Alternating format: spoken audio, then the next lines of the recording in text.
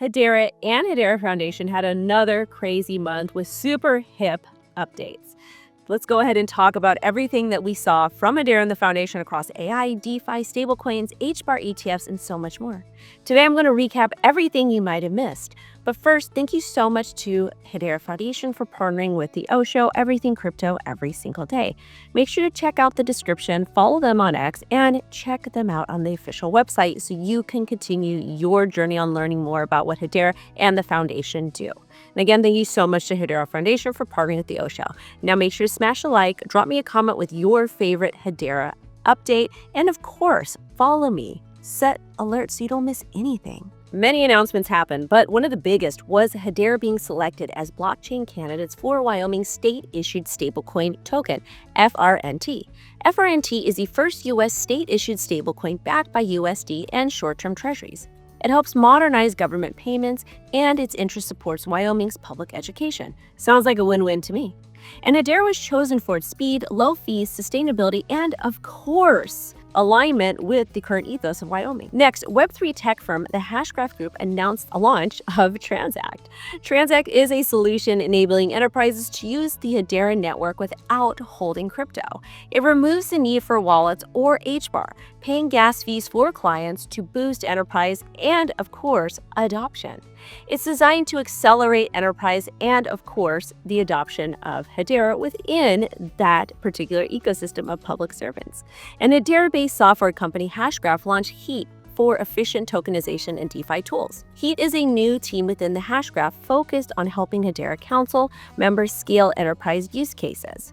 And the key focus areas include executive engagement workshops, AI-driven prototyping, and production management. Some projects are already underway with updates coming super soon, so make sure to follow, okay? Now let's get into the Hbar ETFs. Canary's Hbar ETF was delayed, which sucks, but it was listed on the DTCC website, so silver lining there. ETF experts like Nate G and Eric B classified the DTCC listing is just administrative and not SEC approval, so we'll have to wait and be patient, which you guys know I don't like. But we all know good things happen to those who wait. Plus, Canary did also file an amendment for its Hbar ETF application, which is another good sign in my opinion. The update included the ticker HBR and fee details. Eric B., a popular NFT analyst, said this is typically the last thing updated before the final approval. Nate G., another ETF analyst, also claimed that the end of September and November would be enormous for crypto ETFs, since final deadlines are approaching on numerous filings. They both believe that the Canary Hbar ETF decision is coming soon. We also saw Grayscale file an S3 registration with the SEC to launch the Hbar ETF. I always tell you guys to pay attention to altcoins that have ETF applications. It's definitely something you should consider adding to your trading or investing journal watch list. Important to research this stuff.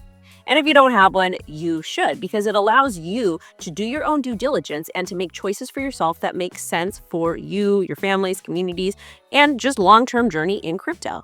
Next, we saw Bitwise's MSCI Digital Assets select 20 ETPs, which includes Hbar, to get listed on the 6th Swiss exchange. This product tracks the top 20 crypto assets via the MSCI index, covering 90% of the market cap.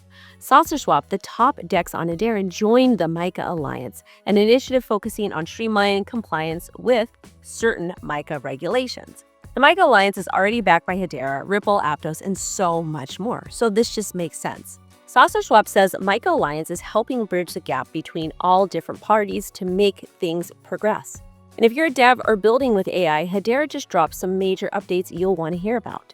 The Hedera AI Studio released a new version of its Hedera Agent Kit. This is brand new technology for building AI agents on Hedera. And again, you guys, you know how I feel about the trifecta: AI, DeFi, and RWAs. And finally, Hedera attended the Sibos event to showcase real-world solutions built on Hedera. Sibos gave Hedera the opportunity to show the public and big institutions its role in bridging TradFi and DeFi.